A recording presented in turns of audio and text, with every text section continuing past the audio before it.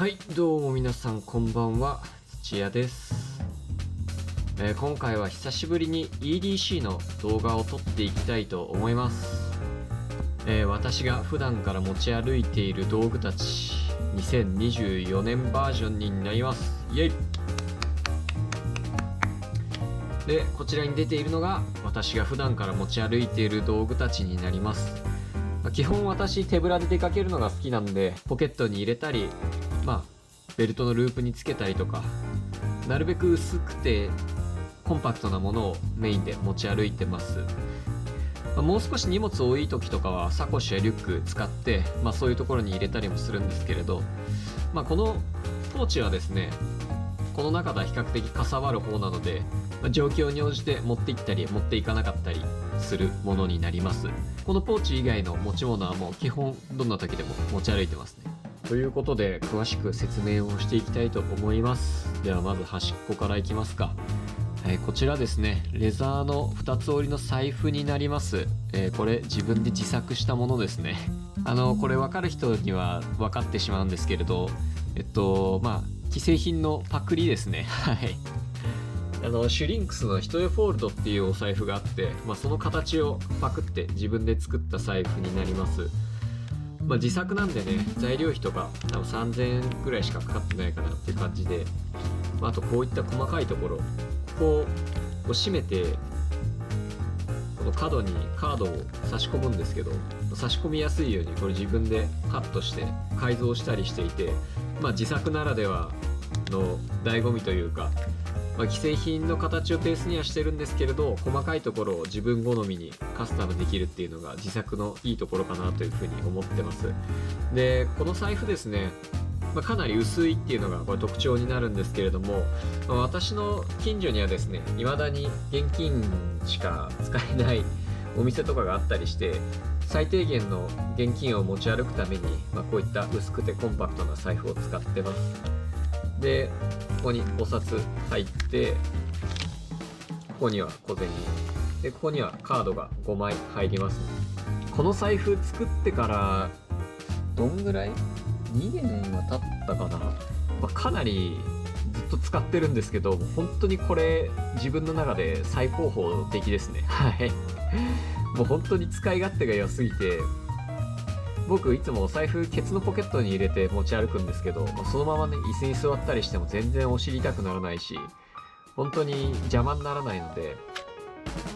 カバンに入れる時とかもね、かさばらないので、もう非常に満足しております。これ多分一生使えますね、僕は。はい。何の不満もない財布ですね。シュリンクス一重フォールド風の自作の革財布です。これ一つ目ですね。はい。で、2つ目が腕時計ですね。これが G-SHOCK の日付分かっちゃうね、これ。時間が分かっちゃう。G-SHOCK の超ド定番モデルですね。型番なんだっけ？ GWM5610 シリーズですね。電波ソーラーのデジタル表示っていう、もう超シンプルな時計になってます。で、私もこれは買って何年経つのかな？ 3、4年経つと思うんですけど、こいつも超お気に入りアイテムの一つですね。私登山とかやるんですけど、アウトドアの時に本当に邪魔にならないんですよね。すごいね、日焼けがここだけ白くて。見た目的にはアナログ時計の方が好きではあるんですけど、やっぱりパッと見た時の時間の見やすさっていうのは個人的にはデジタルがいいなというふうに思ってます。で、これ軽いし、やっぱり水に濡れてもいいし、ぶつけてもいいし、すごく薄いんで、アウトドアの時に全然邪魔にならなくて、こいつ超ストレスフリーな腕時計なんですよね。最初アウトドア用に買ったんですけど、仕事の時も普段出かける時ももうほぼこれですね。フォーマルな時以外はもうずっとこれつけてます。はい。もうめちゃめちゃお気に入りの腕時計ですね。G-SHOCK の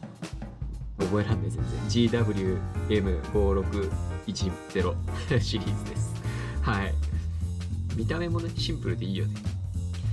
で、次がこいつっすね。ワイヤレスイヤホン。アンカーの、ソースオーディオリバティ4というモデルになります。タイプ C 充電ですね。もともと AirPods 使ってたんですけど、片耳聞こえなくなって、壊れてしまったので、その時に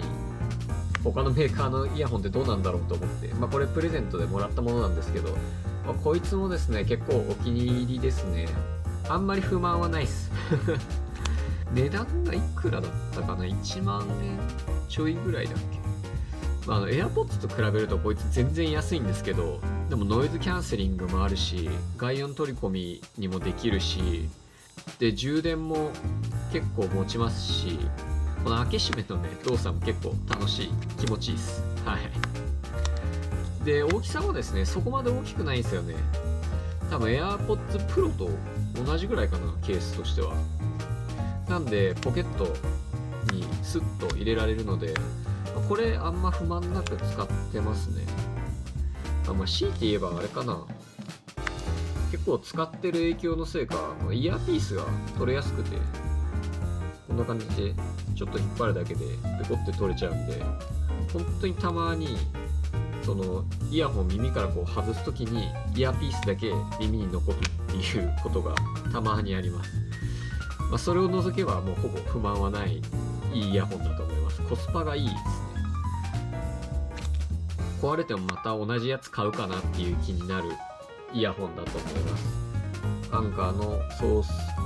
じゃないサウンドコアリバティ4です。はい。で次がですね鍵束になります。鍵束だけの動画ちょっと前に1本出したんですけど、その時から少しまた構成が変わってますね。まずこれですね、マムートのおしゃれカラビナがついてますけれど、以前の動画ではチタン製のキーフック引っ掛けるやつ使ってたんですけど、あれね一回ちょっと小走りした時にベルトループからスポッて抜けて落としたんですよ、鍵を。別にその時は周りに人もいたしすぐ音で気づいたからいいんですけど、あれ下コンクリートとかじゃなかったら多分落として気づかないし、家の鍵とかなくしたらもう大惨事なんで、さすがにちょっと怖いなと思ってカラビナに戻しました。マムートのカラビナかっこいいんでね、ちょっとこれつけてます。すごいやっぱりカラビナはカラビナで使いやすいなっていう感じですね。で家の鍵には、自作の革のケースつけて、これあるとだいぶ音がしなくなります。これないとねすごいチャリンチャリン言います。で、マルチツールはビクトリノックスのクラシックシグネチャーですね。以前の動画ではこれクラシックシリーズのアルミのやつ使ってたんですけれど、今はこっちのモデルに変えてます。小さいナイフと、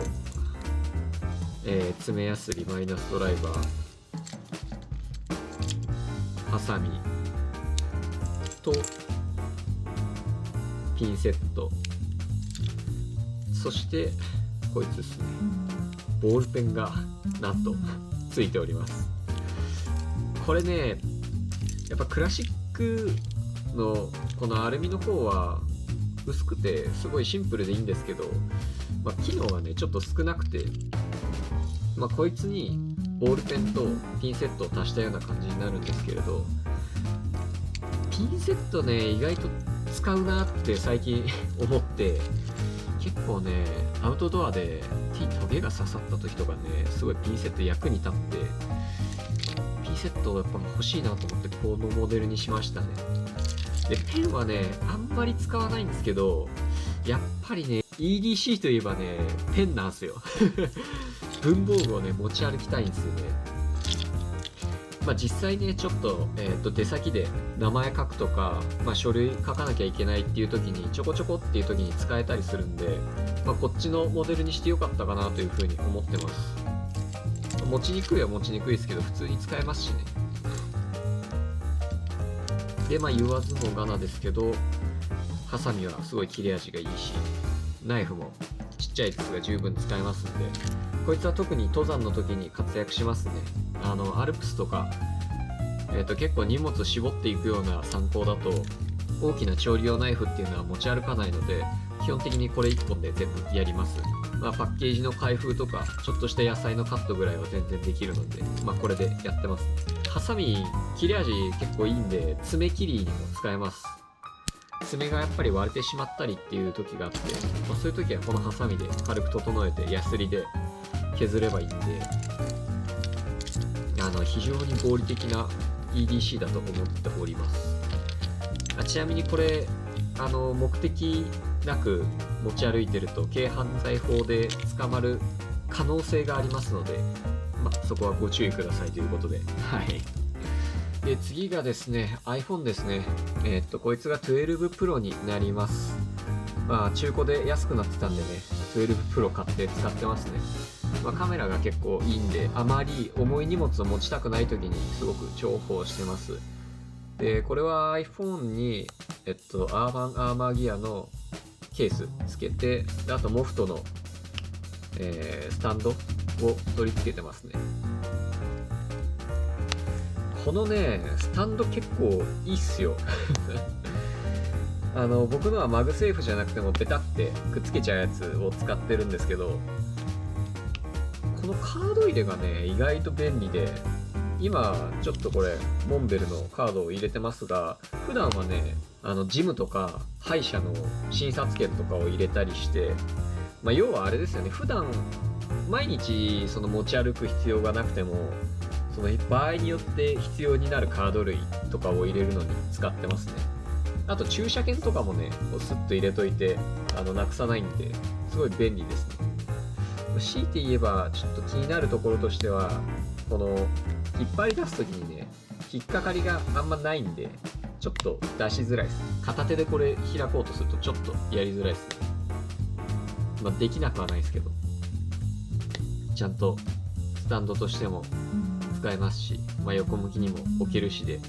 意外と至れり尽くせりないい製品だと思います。で最後がですねこちらのポーチになります。普段ここに細々としたものをまとめていて、アウトドアでも使えるし日常でも使えるみたいなものを入れてますね。一応このポーチ自体はスーデザインワークスというところが作ってるポーチになります。マルチポーチだったら日本のガレージブランドですね。で右側のポケットにはスルーナイトの T2 だっけ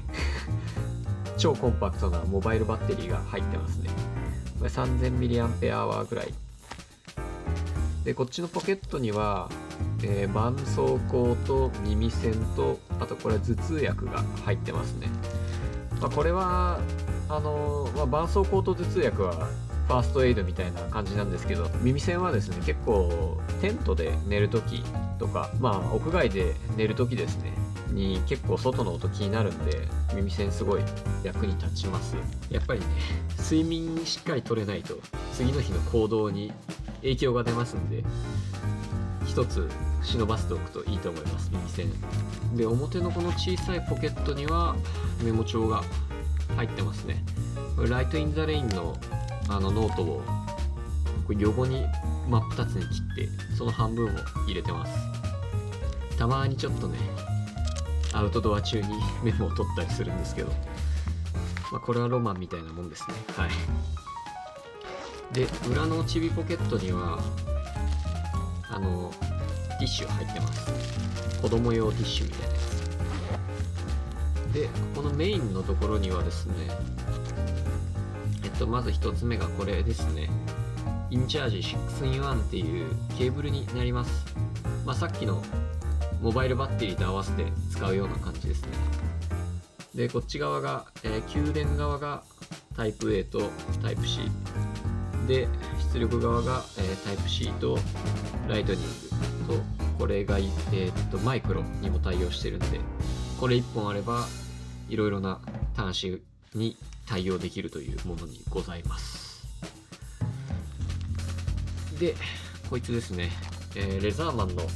スタイル PS っていうマルチツールになります。メインツールがプライヤーで、ハサミと、ヤスリとピンセットついてます。ハサミとかヤスリが結構ビクトリノックスと被るんで、こいつはちょっとなくしてもいいかなって最近思ってます。この中で言うと 45g って少し重めなんで、プライヤーをね使うかどうかっていう感じなんですよねなんか登山中とかの道具の修理とかに使えたらいいかなと思って一応入れてるんですけど、まあ冷静に考えたらプライヤー使う機会ってそんなないかなっていう気が最近してきたんで、まあ、こいつはそのうちなくなるかもしれません。で次がビッグライターですね。ビッグライターに、ダクトテープ巻いてます。まあ、やっぱねアウトドアではライター1個予備あった方がいいっすよ絶対急にねバーナーのさ火花が飛ばなくなって火使えなくて飯食えなかったっていうことが1回あって、それ以来私はもう予備のライターは必ず持ち歩くようにしてます。でこれダクトテープとかは破れたテントの補修とか一時的に使ったりしてますね。実際私もテントと、寝袋の穴を塞ぐのにこれ使いました。ハサミでねちょきちょき切って貼りました。で最後こいつですね。細引きです。長さがどんぐらいだったかな、1メーターぐらいはあるんだったかな。まあ細引きは何でも使えますよね。まあ、私は主にですねこれテントとかツェルトペグダウンするときに紐を忘れてしまったとか、紐がなんか知らないうちになくなってて足りないみたいな時にこれ使いました。毎回ね細引き回収してるつもりなんですけど、知らないうちに本数減ってるんですよね、あれ不思議なことに。なんで一応細引き一つ入れてます。まあなんか物縛ったりとかねそういうのにも使えますんで、とりあえず1個あればいいかなっていう感じです。はい、というわけでですね、2024年の私が普段から持ち歩いているものを紹介しました。毎回似たようなこと言ってるんですけど、結構ね煮詰まってきたかなって思うんだけど、やっぱなんかね使ってるうちに改善点が出てきてね、どんどんアップデートを繰り返していくっていう感じですね。なんでまあ今回紹介させていただきましたが、またいずれ変化があったらその都度紹介していきたいなというふうに思います。まあ皆さんもね普段持ち歩くものなんかいいツールないかなみたいな探してる方がいたらぜひ参考にしてみてください。はい、それでは最後までご視聴いただきありがとうございました。チャンネル登録グッドボタンよろしくお願いします。バイバーイ。